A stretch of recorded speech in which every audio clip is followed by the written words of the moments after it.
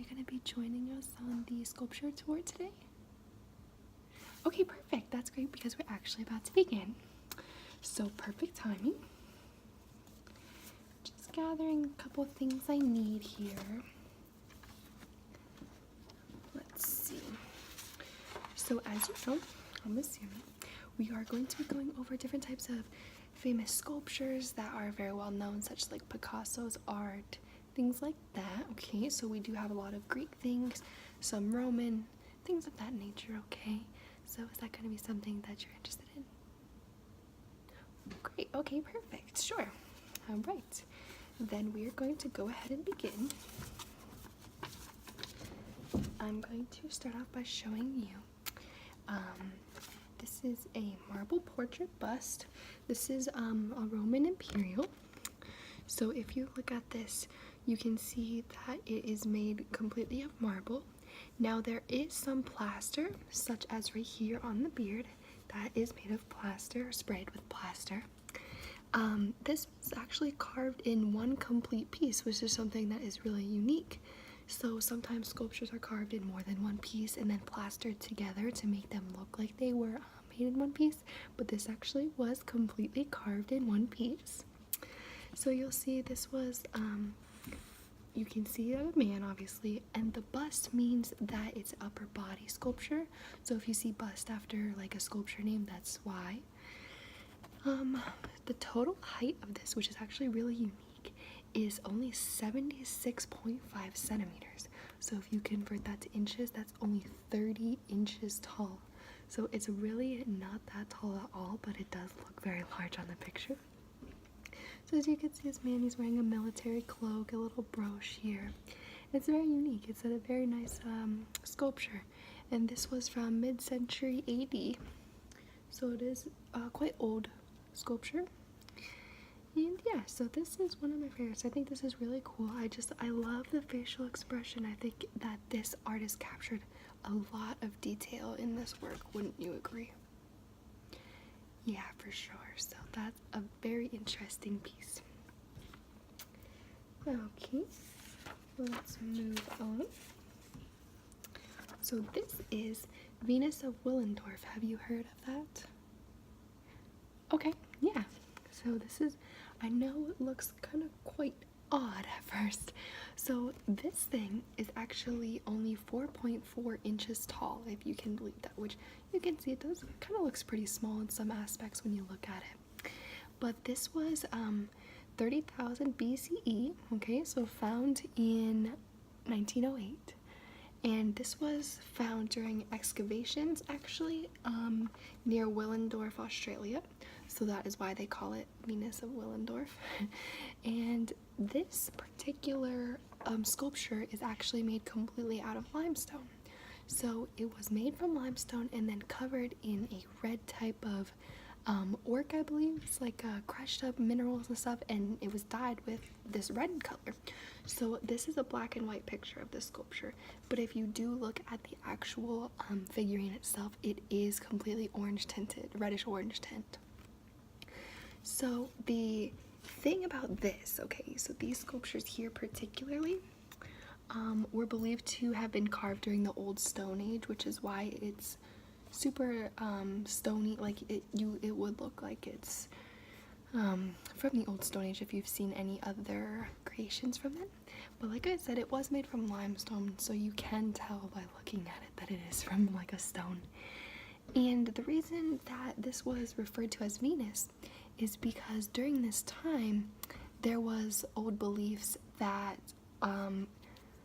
sexual features represented an early fertility fetish, so perhaps like a mother goddess, things of that nature, and that is why they referred to this figurine as Venus actually. So it's actually a widely held belief that nude women like this with exaggerated features, like see the big breasts, big curves, such things of that nature, represents, like I said, the fetish, the fertility fetish, and that is why they call her Venus. So it's interesting. It's a very interesting sculpture. Like I said, only 4.4 inches tall. That's really only about this big. So this artist definitely did some great work when it comes to putting in detail, like such as this up here at the top. Like that's some very fine detail in the work. So that's really unique. This is a very interesting one. Do you have any questions about this one? My notes are on the back of this, sorry. No? Okay. Yeah, so that's really cool. I like this one a lot. Moving on.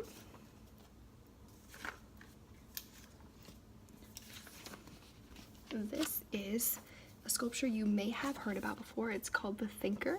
So have you seen this before? Okay, yeah. So this is the nude figure sitting on the rock, obviously you can tell, and he has one hand sitting here kind of like in the thinking expression, things that we would assume would be a thinking position. And this actually is often used to represent philosophy. So some philosophy, like maybe college campuses use this, or other philosophy centers use this as a symbol for philosophy, which is, I think, really unique. There's a bunch of different ranges of colors and sizes of these, but the full size, such as this, which I'm not quite sure how tall it is, it's a couple feet tall, but the full size one only exists in 28 different places. So that is something that's really unique. And the artist actually that made this, he did allow multiple people to kind of reincarnate this exact sculpture, but then after he passed away, there was a lot of people who did start to make this sculpture in general. So usually when you see this, it'll be a bronze sculpture. It's usually made from bronze, so that's more commonly how it is seen. And then something also unique about this is it's designed to be seen from below. So usually they'll be up on a high kind of pedestal, and then this man will be on the rock, and you're supposed to kind of look up at it. It's supposed to be something that you are below looking up at to get the whole idea. So yeah, that's a really interesting one. If we compare, say, these two here, you can see that they're both created out of like the same material. You know, if you look at the same, they're kind of, or the two of these, they're kind of very similar. Facial expression wise, they're kind of both they don't really have too much of an expression on their face, which is kind of unique. But this man here has more of a smoother finish. So if you get up close, you can see he has more of a smooth finish, whereas this looks more rough to the touch if you were to touch it. So I think that's kind of unique. I think that's cool just to compare two different types of styles here that they've used. And that is because this was made from marble and plaster, and this one I'm not sure, I believe is marble. I'm not exactly sure, but yeah, so that is cool. That's really cool, I think. Yeah. Yes, certainly. Yes, for sure. Alright, and then I just want to compare these two things quick. So can you imagine the size of this compared to this? This would be about like one of those toes for how big this sculpture normally is at full size. One of those toes would probably be about the size of, this Venus of Willendorf sculpture. Isn't that crazy to think about? Because now I'm just gonna look at it for myself, but it's really interesting to see how some sculptures are very extremely large and then others are very, very small. And they both are equally famous, you know? So it's really cool. It's very neat. Different parts of the world depict different types of sculptures, I guess. So yeah, all right. Moving on, I'm going to show you Picasso's guitars. Have you seen or heard of that before? Okay, yeah, so this is one of his guitars. Now, if you see, what do you notice? Because think guitar, but you don't see any type of strings, or it does not look like you can actually play this, can you? No. So this is between October and December of 1912, Picasso made a bunch of different types of guitars, but they were actually made from cardboard and strings. He taped them, glued them together, things like that. They were silent instruments, so they were unlike anything anyone had seen before, which was really unique, and that's why they really stood out. So he made these in a bunch of different shapes, sizes, different things like that to really catch people's attention. And then later he remade these in sheet metal and things that would last much longer. So these are very, very popular. And then actually, they were also redesigned in paintings and things like that. So after he made these, people started to paint reincarnations of their own way that they would view it. And these hang on walls. His more durable ones are still around, and so are these, but it's really unique. It's a silent instrument. So yeah, that's really cool. But he did make them from bronze, wood, marble, very, very durable material after he made them like this. So from 1912 until 1914, he created the guitars. So yeah, that's really unique, huh? Yeah. So that is another type of sculpture.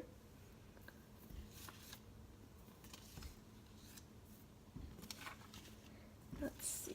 Now we can look at the discobolus. So this is called the discobolus. This is also the Greek word for disc thrower, discobolus. And this may be something that you've seen before. This is also a very famous sculpture that is more well known. You know, some sculptures are more known or seen before than others. Some people have never heard of things, but other people like, oh yeah, I've seen that in a movie or a museum, things like that. So this sculpture, like I said, is Greek, and it's supposed to represent a youthful ancient Greek athlete. And then as here you can see he's throwing the disc. So it's pretty cool the way that they have his body shape, because if you notice, it does seem quite just not really a comfortable position the way that he's throwing the disc here.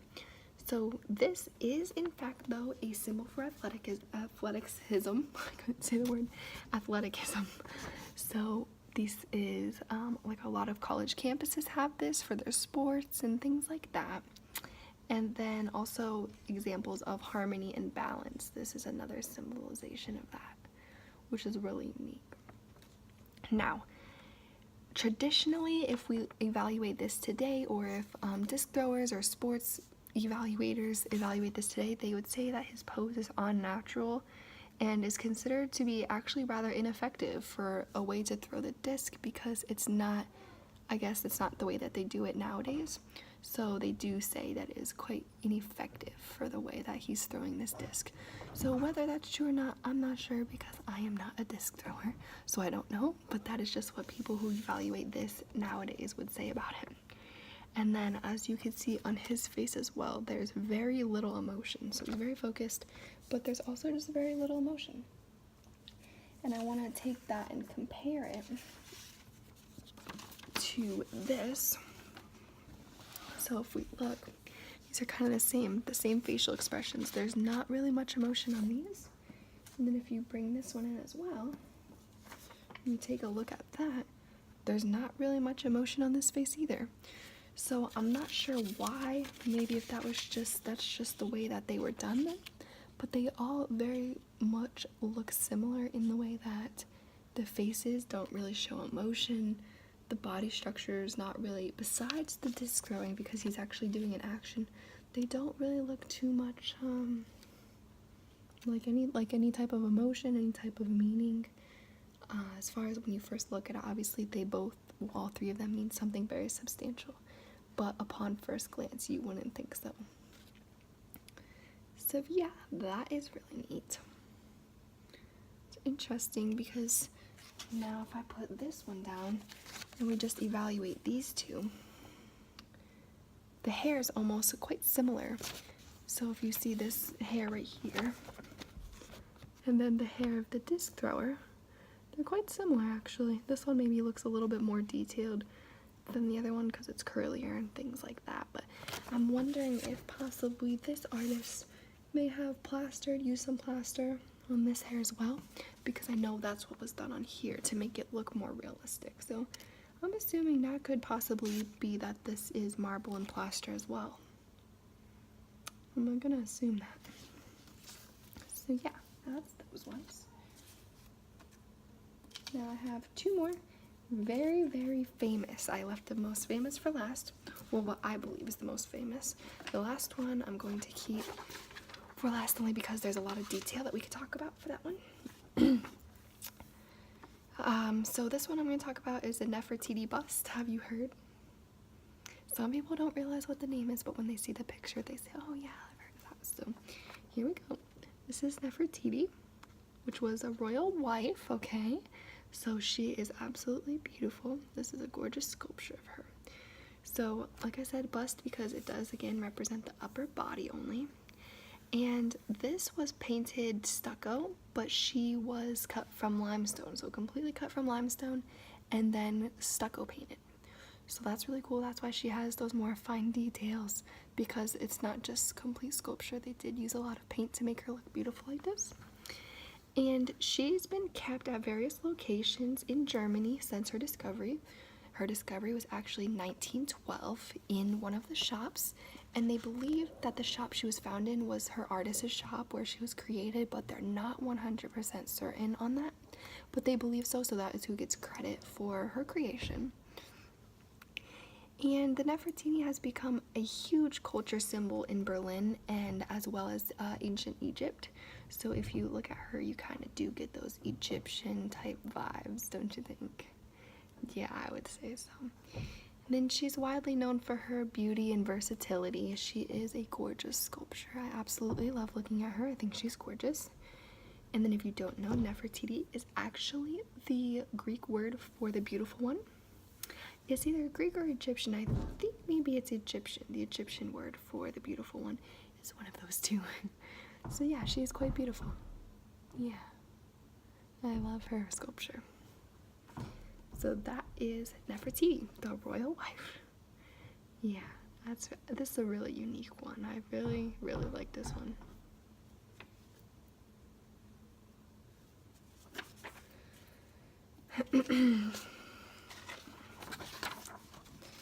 Alright, moving on to the last one.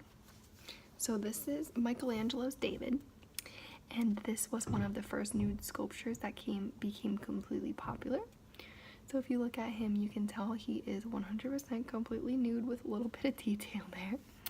And he was created in marble. And the reason that Michelangelo created him was to represent the biblical hero David. So from the Bible, yep. And that was why he wanted to create David. So originally, David here was created to be on top of a cathedral in Florence. So that's why he first was commissioned. But the problem was that the sculpture here weighed over 6 tons. And it was like damn near impossible to get that to fit on top of the cathedral, because how are they going to get a 6-ton sculpture on top of a cathedral? So he ended up being placed in the middle of the town in this place called Palazzo Vecchio. Palazzo Vecchio. And that is in Florence. So that's where he stayed for many, many years. And then they didn't want him to get ruined from weather and other elements like that, you know, when the minerals build up on the sculptures and things. So they actually brought him inside to an art museum. And this was also in Florence, so he didn't travel too far. And that is where he stayed, and I believe where he still remains now, actually. So I'll give you a little bit of a closer up look there. So that is really unique. And this statue was removed in 1873 from the Palazzo Vecchio, wherever that was outside. So 1873, and then it was placed in that museum. So that was quite a long time ago. So yeah, that is the story of David, Michelangelo's David. I think this is mostly, just from what I've seen, if I think of sculptures, the first thing that comes to mind is actually this sculpture. I don't know why, but whenever I think about this, the first one that I think of. So I think this is a very well-known sculpture. Would you agree with that? Yeah, it's very unique, very, very unique. So out of all the ones I've shown you, I would have to say that Nefertiti is probably the most detailed as far as painting, you know, artistry. So most of the other ones are just sculpted out and things like that, but I love how Nefertiti is completely painted to give it more of that abstract detail, because if you were to just sculpt her out and leave it without paint, she wouldn't stand out as much. So this makes her stand out beautifully. I think she's gorgeous, and I love this sculpture. I think this is absolutely beautiful. That it's absolutely beautiful. Yeah. So that is your sculpture education for the day. I hope you enjoyed your little lesson here. I hope you learned some things, and maybe next time you go out and you see sculptures, you'll think, I wonder if that's made from limestone, marble, stucco. You never know, because that's what I do. I go out and I wonder, like, what is that made from? Or who knows how long ago it was created, things like that. So that's what really interests me, is just wondering where sculptures have come from or who found them, because a lot of them were found by accident, you know? So, like, Venus of Willendorf was found completely by accident during the excavation. So it's definitely unique. It's a really cool thing, the history of sculptures and art and anything like that. Yeah. Okay, well, I had so much fun telling you about these sculptures, and I hope you come back to visit us if there's anything you want to know. And until then, take care and have a great rest of your day. Alright, bye bye.